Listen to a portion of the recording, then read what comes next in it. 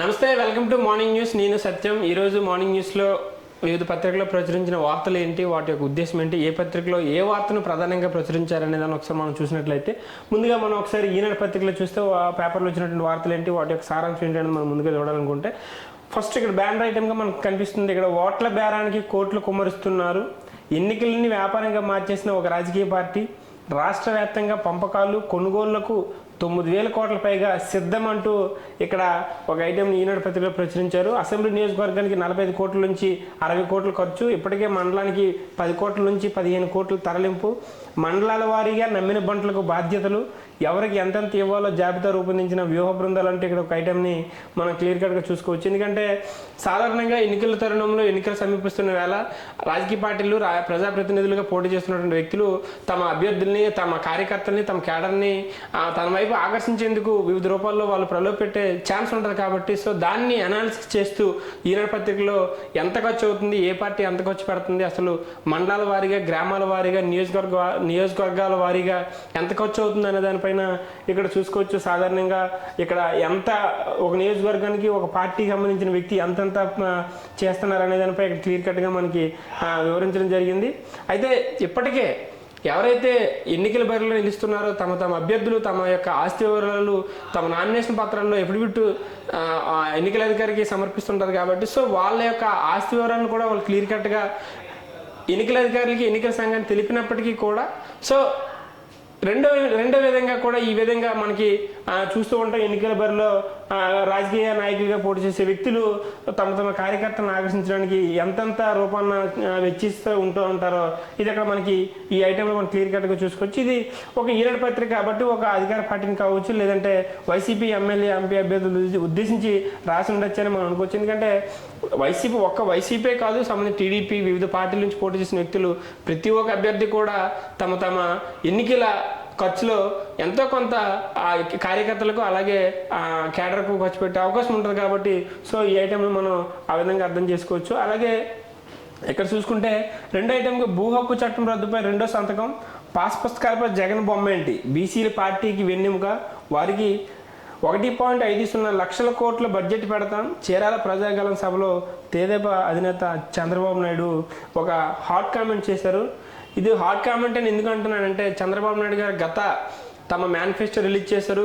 దానికి ముందు కూడా వివిధ సభల్లో ప్రజల్ని ఆకర్షించేందుగా లేదా ప్రజల్ని తమ వైపు ప్రజల్లో ఒక భరోసా, నమ్మకం కలిగించే విధంగా తమ ప్రసంగాలు ఉంటున్నాయని మనం తెలుసుకోవచ్చు. అందులో భాగంగా ఇప్పటికే చంద్రబాబు నాయుడు గారు తన అధికారంలోకి రాగానే తమ తొలి సంతకం డిఎస్సిపై పెడతానని ఇప్పటికే నిరుద్యోగులకు అలాగే డిఎస్సి యాస్పిరెంట్స్ కూడా ఒక నమ్మకాన్ని కలిగించే కామెంట్ ఇదివరకే చేశారు, అది మనందరం చూసాం. సో దానికి అనుకూలంగా ఈరోజు ఇంకో కామెంట్ చేయడం జరిగింది. అలాగే రాష్ట్రంలో ఒక హాట్ టాపిక్గా ఉండి ఒక చర్చనీయాంశమైనటువంటి అంశం ఏంటంటే ల్యాండ్ టైటిలింగ్ యాక్ట్.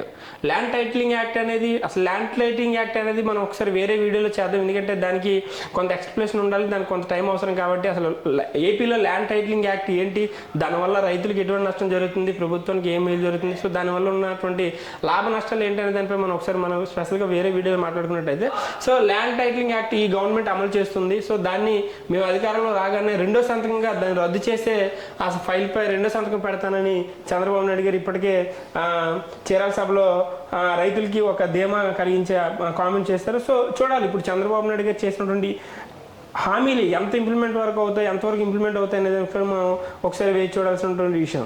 సో ఇలాంటి హామీలు సాధారణంగా ఎన్నికల సమయంలో చాలా రాజకీయ నాయకులు ఇస్తూ ఉంటారు. గత ప్రభుత్వంలో చూస్తాం, అంతకుముందు ప్రభుత్వంలో చూస్తాం. సో ఈ ప్రభుత్వంలో ఇప్పుడు జరగబోయే ఎన్నికల్లో ఏ హామీలు ఇస్తున్నారో అవి ఎంతవరకు ఇంప్లిమెంట్ అవుతాయి అనేది మనం వేచి చూడాల్సినటువంటి అంశం. సో ఇక్కడ నుంచి చూసినట్టయితే బ్యాంక్ ఖాతాలే లేవు, నగదు జమ చేశారట, 2-3 ఖాతాలు ఉన్నా వారికి ఎందులో వేశారో తెలియదు, నడవలేని వారి పేర్లు ఇంటింటికి పంపిణీ, చేయాల్సిన జాబితాలు లేని వైనం, పెన్షన్దారులను అష్టకష్టాలు పెడుతున్న జగన్ అంటూ ఇక్కడ ఒక ఐటెం ప్రచురించారు. అయితే పెన్షన్ పంపిణీలో ఇదివరకే ప్రభుత్వం చెప్పినటువంటి విషయం ఏంటంటే ఎవరి ఖాతాల్లోకి వాళ్ళకి ఆధార్తో లింక్ అయినటువంటి ఖాతాల్లోకి వారి లబ్ధిదారులకు వాళ్ళకి అకౌంట్లు వేస్తాం, లేని వారికి సచివాలయం ద్వారా ఇస్తామని చెప్పినటువంటి అంశాన్ని ఈ పత్రికలో చాలా వరకు కూడా ఖాతాలు ఉన్నప్పటికీ కూడా వాళ్ళ అకౌంట్లో వేయలేదు.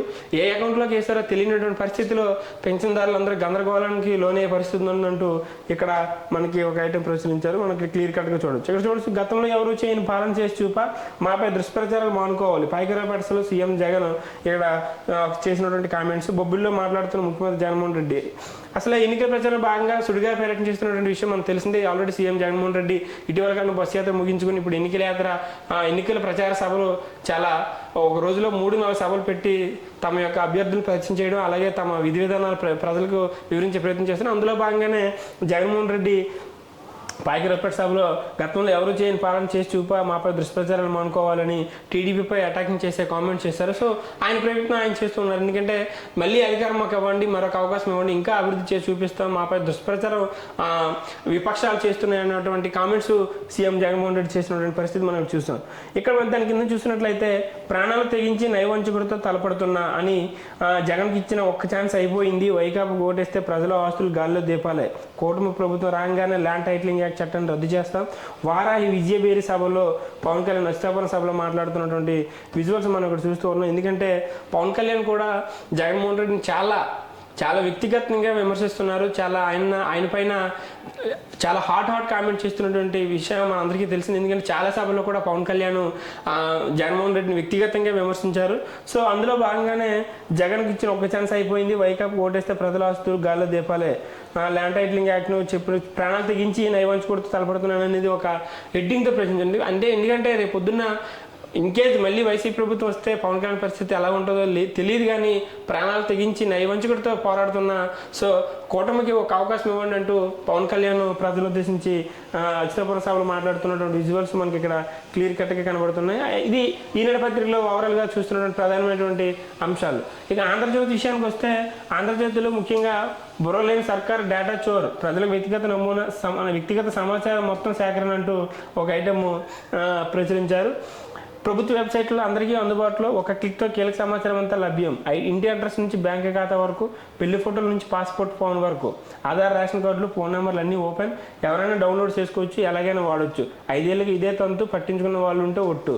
క్రిటికల్ రివర్ కంపెనీకి రిజిస్ట్రేషన్ వివరాలు, వేలిముద్రలు, ఇతర సమాచారం ఆ సంస్థకి వెళ్తుందా అనేది ఇక్కడ ఒక ఐటెం మనం చూసుకోవచ్చు. ఎందుకంటే ఇప్పటికే ఏపీలో అసలు వివిధ క్షేత్రస్థాయిలో ఉన్నటువంటి వ్యక్తుల యొక్క డేటా డైరెక్ట్గా అధికారులకు వెళ్తుంది అనేది ఇదివరకే పవన్ కళ్యాణ్ దీని మీద కొన్ని సంచలన కామెంట్ చేసినటువంటి విషయం మనం గతంలో చూస్తాం. సో దానికి సంబంధించిన ఐటెంని ఇక్కడ ఆంధ్రజ్యోతిలో ప్రచురించే ప్రయత్నం చేశారు. అంటే ఒక కుటుంబానికి సంబంధించిన ఓవరాల్ డేటా ఎక్కడికి వెళ్తుంది, ఏపీ సర్కార్ సమాచారం విందు అని అంటే ఇక్కడ చూపిస్తున్నటువంటి విషయం. సో ఆ డేటా వైసీపీ వారికి వెళ్తుంది, అక్కడ అధికారులకు వెళ్తుంది. ఒక క్లిక్తో వాళ్ళ డేటా అంతా కూడా వచ్చే ప్రయత్నం చేస్తుంది. దీనివల్ల చాలా నష్టపోయే పరిస్థితి ఉంది అని ఇక్కడ ఒక ఐటెంని ప్రచురించే ప్రయత్నం చేస్తే ఇక్కడ మనం క్లియర్ కట్గా చూసుకోవచ్చు. అలాగే ఇక్కడ చూసుకోవచ్చు గాజు గ్లాస్పై గందరగోళం, జనసేన పోటీ చేసే స్థానాల కొరకే ఈసీ ఊరట, విచారణ మూసివేసిన హైకోర్టు, ఈసీ నిర్ణయంపై తక్షణమే కోర్టుకు టీడీపీ, జనసేన బీజేపీతో కలిసి కూటమిగా పోటీ చేస్తున్నాం, స్వతంత్రులకు ఆ గుర్తు కేటాయించడం సరికాదు, మాపై ప్రతికూల ప్రభావం, ఈసీ ఉత్తర్వులతో ఓటర్లో మరింత అయోమయం, గాజు గ్లాస్ జనసేనకి రిజర్వ్ చేయాలి, ఈసీని అలా ఆదేశించాలని అభ్యర్థన, నేడు హైకోర్టులో విచారణ మళ్ళీ కోర్టుకు వెళ్ళాలని జనసేన కూడా యోచిస్తుందని ఇక్కడ ఒక ఐటమ్ చేయొచ్చు. ఎందుకంటే ఆల్రెడీ ఇప్పటికే జనసేన పార్టీకి కామన్ గుర్తుగా గాజు గ్లాస్ని కేటాయించడం జరిగింది. అయితే ఆ గాజు గ్లాస్ని కూడా రాష్ట్రంలో కొంతమంది స్వతంత్ర అభ్యర్థులుగా పోటీ చేస్తున్నటువంటి అభ్యర్థులకి అదే గాజు గ్లాస్ని ఈసీ కేటాయించింది. సో ఆ కేటాయించడం వల్ల జనసేన అలాగే టీడీపీ ఇప్పటికే కోర్టును ఆశ్రయించాయి. ఎందుకంటే అది మాకు నష్టం చేకూర్చే ప్రభావం ఉంటుంది. ఎందుకంటే సేమ్ గ్లాస్ స్వతంత్ర అభ్యర్థులకి ఇస్తే ఓటర్లు కన్ఫ్యూజ్ అయ్యే అవకాశం ఉంది. సో దానివల్ల మేము నష్టపోతామనే ఒక అంశాన్ని ప్రధానంగా చేసుకొని ఇప్పటికే కోర్టును ఆశ్రయించారు. అయితే ఆ కోర్టులో ఉన్నటువంటి కేసుల్ని నేడు హైకోర్టులో విచారించే అవకాశం ఉంది. సో చూడాలి, ఇది ఒక గాజు గ్లాస్ అనేది జనసేనకే పరిమితం అవుతా, లేదనుకుంటే స్వతంత్ర అభ్యర్థులకు ఎవరికైతే కేటాయించారో వాళ్ళకి కూడా కొనసాగుతుంది అనేది ఈరోజు కోర్టులో ఏ విచారణ జరుగుతుంది అనేది మనం ఇంకా వేచి చూడాల్సినటువంటి అంశం. ఇది గాజు గ్లాస్కి సంబంధించినటువంటి వార్తను ఇక్కడ ప్రధానంగా ప్రచురించారు. ఇక్కడ చూడొచ్చు, గ్రాబింగ్ చట్టం రద్దుపైనే నా 2వ సంతకం, రికార్డులు మార్చి భూముల స్వాహకి ల్యాండ్ టైటిల్ చట్టం అంటే చంద్రబాబు ఇక్కడ చేసినటువంటి గుంటూరులో బుధవారం రాత్రి జరిగిన రోడ్ షోలో ప్రజాస్పందనలో మాట్లాడుతున్నటువంటి చంద్రబాబు విజువల్స్ మనకి క్లియర్ కట్గా చూస్తున్నాం. ఇక్కడ కూడా అదే అంశాన్ని ల్యాండ్ టైటిలింగ్ యాక్ట్ పైనే మేము 2వ సంతకం పెట్టబోతున్నాం అనేది ఇక్కడ చెప్తున్నటువంటి విషయం. ఇది ఆంధ్రజ్యోతిలో వేరే హెడ్డింగ్తో అదే ఐటమ్ని ప్రచురించినటువంటి అంశం మనకి క్లియర్ కట్గా చూడొచ్చు. అలాగే ఇక్కడ చూసుకుంటే అది జగన్ ల్యాండ్ గ్రాబింగ్ యాక్ట్ అంటూ పవన్ కళ్యాణ్ ఇక్కడ అనకాపల్లి జిల్లా అచ్యుతాపురంలో చేసినటువంటి సభలో చేసినటువంటి కామెంట్స్, అది జగన్ ల్యాండ్ గ్రాబింగ్ యాక్ట్ అంటూ ల్యాండ్ యాక్టింగ్ టైటిల్ని రీనేమ్ చేస్తూ ఈ విధంగా ఆయన ప్రచురించారు. సో ప్రజల ఆస్తి పత్రాలని జగన్ ఇంట్లో, హైదరాబాద్లోని నానక్రామ్ గూడలో 3 కబ్జాలు 6 సెటిల్మెంట్గా పాలన, ఉత్తరాంధ్రలో వేలాది ఎకరాలు కబ్జా చేసిన సుబ్బారెడ్డి, పెద్దారెడ్డి, మిథున్ రెడ్డి ఒక్క ఛాన్స్ అన్నారు, మీరు ఇచ్చారు చాలు, వైసీపీ ప్రతిపక్ష అర్హత కూడా ఇవ్వద్దు, జగన్ పొలిటికల్ హాలిడే ప్రకటించాలి, జనసేన ఒక గుర్తింపు ఉన్న పార్టీ కావాలి, తర్వాతే ముఖ్యమంత్రి పదవిపై ఆలోచిద్దాం, ప్రచార సభలో జనసేనని పవన్ కళ్యాణ్ చేసినటువంటి కామెంట్స్. ఇక్కడికి ఇది ల్యాండ్ టైటిలింగ్ యాక్ట్ కాదు, జగన్ ల్యాండ్ గ్రాబింగ్ యాక్ట్ అంటే పవన్ కళ్యాణ్ ఒక వినూత్న ఒక వాక్యాన్ని తీసుకొచ్చారు. అందులోనే మిథున్ రెడ్డి, పెద్దిరెడ్డి, విజయసాయి రెడ్డి లాంటి వాళ్ళు ఎంతోమంది, సుబ్బారెడ్డి లాంటి వాళ్ళు ఎంతోమంది ఎన్ని భూ కబ్జాలు చేశారనేది ఇక్కడ తెలుసుకోవాలని పవన్ కళ్యాణ్ జనాలకు చెప్తున్నటువంటి విషయం. అలాగే జగన్కు పొలిటికల్ హాలిడే ప్రకటించాలి, ప్రతిపక్ష హోదా కూడా ఇవ్వకూడదు అనేది ఇక్కడ చేస్తున్నటువంటి కామెంట్స్ ఇక్కడ మనకు ప్రధానంగా కనిపిస్తున్నాయి. ఇది ఈ ఆంధ్రజ్యోతిలో కనిపిస్తున్నటువంటి ప్రధానమైనటువంటి అంశం. అలాగే ఒకసారి సాక్షి పేపర్లో చూసినట్లయితే, సాక్షి పేపర్లో ఎవడమే జగన్ తెలుసు, బొబ్బిలి పాయకరావుపేట ఏలూరు సభలో ముఖ్యమంత్రి వైఎస్ జగన్ అంటూ ఇక్కడ ఒక ఐటెం ప్రచురించారు. అంటే జగన్ భూములు ఇచ్చేవాడే కానీ నీలా లాక్కునేవాడు కాదు చంద్రబాబు, ల్యాండ్ టైటిలింగ్ యాక్ట్పై దుష్ప్రచారం, దేశంలో 100 ఏళ్ల తర్వాత ఈ సర్వే జరుగుతుంది, రికార్డులు అప్డేట్ చేసి రైతన్నులకు అందజేస్తున్నాం, వారిపై పైసా భారం పడకుండా పనులు చేపట్టాం, కోర్టులు ఆఫీసులు చుట్టూ తిరిగే దుస్థితిని తప్పించాం, బాబును ఓడించడం అంటే పేదలను గెలిపించడమే, జగన్ ఇప్పుడు పేదలు అంటుంటే తట్టుకోలేకపోతున్నారు, మన 59 నెలల పాలనలో జరిగిన మార్పులన్నీ విప్లవాలే, నేర ప్రవృత్తికి నిలువెత్తు నిదర్శనం చంద్రబాబు, వెన్నుపోట్లు హత్యలతోనే ఆయన రాజకీయం, వైఎస్ఆర్ గాల్లో కలిసిపోతాడని అసెంబ్లీ సాక్షిగా అనలేదా, ఇప్పుడు జగన్ చంపేస్తే తప్పేమిటని అంటున్నాడు, చంద్రబాబు మాదిరిగా నాకు Z+ భద్రత లేదు, జగన్కు జనమే రక్ష అంటూ ఇక్కడ కొన్ని సెంటిమెంట్ కామెంట్ చేసినటువంటి విషయం మనకి ఇక్కడ కనబడుతుంది. ఎందుకంటే ఎవడమే జగన్ తెలుసు, బొబ్బిలి పాయకరావుపేట సభలో చేసినటువంటి కామెంట్స్ ఇవి. ఎందుకంటే చంద్రబాబు నాయుడు చేసినటువంటి గత ప్రభుత్వంలో గత అధికారంలో ఉన్నప్పుడు, గత కాలంలో ఉన్న అధికారంలో ఉన్నప్పుడు చంద్రబాబు చేయలేని పని ఇక్కడ జగన్మోహన్ రెడ్డి చేసి చూపించాడు. జగన్ పదే పేదలు అంటే అది చూసి తట్టుకోలేని పరిస్థితిలో టీడీపీ ఇతర నాయకులు ఉన్నారు. కాబట్టి జగన్కి ఇవ్వడమే తెలుసు, తీసుకోవడం తెలియదని చెప్తున్నారు. అలాగే రాజశేఖర రెడ్డికి ఎప్పుడో చెప్పారు గాల్లో కలిసిపోతారని, అలాగే ఇప్పుడు జగన్ చంపరని గ్యారంటీ ఏంటి అనేది చెప్తున్నారు. నాకు Z+ కేటగిరీ లేదు, ప్రజలే నాకు శ్రీరామ రక్ష అని ఒక హ్యూమన్ యాంగిల్లో ఒక సెంటిమెంట్ డైలాగ్స్ ఇక్కడ రేజ్ చేసే పరిస్థితి మనకి ఇక్కడ కనబడుతుంది. ఇది ప్రధానంగా జగన్ గురించి ఒక బ్యానర్ ఐటమ్గా సాక్షిలో ప్రచురించినటువంటిది మనం చూస్తూ ఉన్నాం. అలాగే పక్కన చూస్తే భృతి అంతా భ్రాంతి, నిరుద్యోగులపై చంద్రబాబు మరోసారి మాయ వల్ల జాబ్ రావాలంటే బాబు రావాలంటూ 2014 ఎన్నికల్లో ప్రచారం చేశారు. సో ఇక్కడ 2014 ఇచ్చినటువంటి హామీల్లో భాగంగానే ఇక్కడ వైసీపీ దాన్ని ఒకసారి మళ్ళీ రిమైండ్ చేసే పరిస్థితి సాక్షి పేపర్లో మనం చూస్తున్నాం. ఎందుకంటే ఊరూరా పంపిణీ చేసే కరపత్రాలు, బాబు రావాలంటే జాబ్ రావాలి, మరి బాబు వచ్చిన తర్వాత జాబ్లు ఏమయ్యాయి అనేది ఇక్కడ చూసినట్టంటే ఇది కొంతమేర మనం వాస్తవంగానే పరిగణించాలి. ఎందుకంటే అప్పట్లో 2014 ఎన్నికల హామీలో భాగంగా ఇది ఒక చాలా కీలకంగా మారినటువంటి అంశం. సో ఈ విషయంలో నిరుద్యోగులు కూడా కొంత నిరుత్సాహపరిచారు. ఎందుకంటే అనుకున్న స్థాయిలో వాళ్ళకి మేలు చేకూరలేదు అనేది కూడా ఈ అంశాన్ని ఒకసారి మనం కూడా పరిగణించవచ్చు. సో ఇది సాక్షి పేపర్లో చంద్రబాబు నాయుడు చేసినటువంటి మోసాలు లేదా అమలు కాని హామీల గురించి ఎత్తి చూపే ప్రయత్నంలో భాగంగానే ఈ ఐటెము ప్రచురించడం మనం ఒకసారి ఇక్కడ చూసుకోవచ్చు. అలాగే నేడు రేపు తీవ్ర వడగాల్పులని ఇక్కడ మనకు ఐటెము ప్రజలకి తెలియజేసే ప్రయత్నం బాగా చేసింది. ఎందుకంటే ఎండలు రోజుగా పెరుగుతున్నటువంటి సందర్భంలో నేడు రేపు కొద్ది జాగ్రత్తలు తీసుకోవాలనేది అక్కడ మనకు ఒక ఐటమ్ మనకు క్లియర్ కట్గా కనిపిస్తుంది.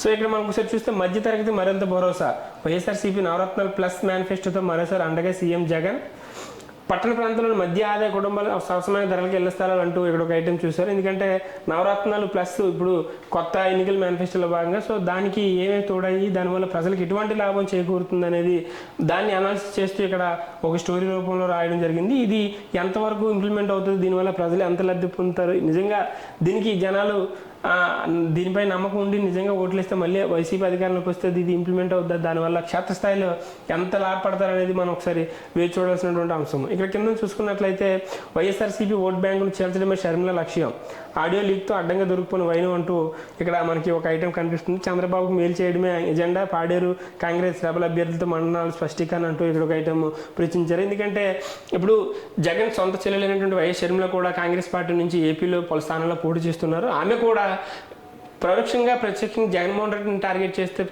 ఈ ప్రభుత్వంలో జరిగిన అవినీతి ఆరోపణలపైన ఆవిడ కూడా అటాక్ చేస్తూ ఆవిడపై ప్రతి విమర్శలు చేస్తున్న పరిస్థితి. సో ఆమె చంద్రబాబు నాయుడు గారు వెనకతలు నడిపిస్తున్నారో ఆయన రాసిచ్చే స్కిట్నే ఏం చదువుతున్నారు అనేది జగన్మోహన్ రెడ్డి చేస్తున్నటువంటి ప్రధానమైన ఆరోపణ. సో ఇది షర్మిలాకి జగన్మోహన్ రెడ్డి జరుగుతున్న ప్రధానమైన వారుగా మనం చూసుకోవచ్చు. ఎందుకంటే షర్మిల కాంగ్రెస్ పార్టీని పోటీ చేస్తే జగన్మోహన్ రెడ్డి గారు కాంగ్రెస్ పార్టీ కాదు, దాని వెనకాల చంద్రబాబు నాయుడే ఉన్నారంటూ ఇది పలు రకాలుగా ప్రత్యక్ష విమర్శలు చేశారు. సొంత చెల్లెలపైన కూడా మనం చాలా టీవీ ఛానల్స్లో, న్యూస్ పేపర్స్లో కూడా చూస్తూ ఉన్నాం. సో ఇది ప్రత్యేకంగా మనం చూసుకున్నట్లయితే ఈ 3 పత్రికల్లో ఈరోజు ఉన్నటువంటి ప్రధానమైనటువంటి అంశాలు మనం ఒకసారి చూసుకున్న ప్రధానంగా ఉన్నటువంటి అంశాలు ఏంటి అని అంటే, చంద్రబాబు నాయుడు గారు హామీలు అధికారంలోకి రాగానే చేపట్టబోయే సంతకాల గురించి ఒకటైతే, రెండోది ల్యాండ్ టైటిలింగ్ యాక్ట్ గురించి చూసుకోవచ్చు. అలాగే మూడోది జగన్మోహన్ రెడ్డి యాత్రలు, ప్రచార సభలు, అలాగే ఎన్నికల ప్రచారాల గురించి కూడా ఈ పత్రికల్లో ప్రధానంగా మనకి ఈరోజు ప్రచురించడం జరిగింది. అయితే ఓవరాల్గా పత్రికలు ఏ విధంగా రాసినా ఎవరి మోటో వాళ్ళకు ఉన్నట్లు అయినప్పటికీ కూడా, సో ఓవరాల్గా మనం చూసుకున్నట్లయితే రాష్ట్రంలో ఎన్నికల వేడి ప్రారంభమైంది అనుకోవచ్చు. వివిధ పార్టీలు వారి మేనిఫెస్టోలు వారు ఇప్పటికే రిలీజ్ చేయడం జరిగింది. సో ఎవరి మేనిఫెస్టోలు ఎవరు జనాలు ఆశ్చర్యతులై ఎవరిని మళ్ళీ అధికారంలో కూర్చోబెడతారో మనందరం వేసి చూడాల్సిందే. దానికి మరికొద్ది రోజులు గడువు మాత్రమే ఉందని ఈ సందర్భంగా మనం తెలుసుకోవచ్చు. ఇది ఇవాల్టి న్యూస్ రీడింగ్లో ఉన్న ప్రధాన అంశాలు. Thank you.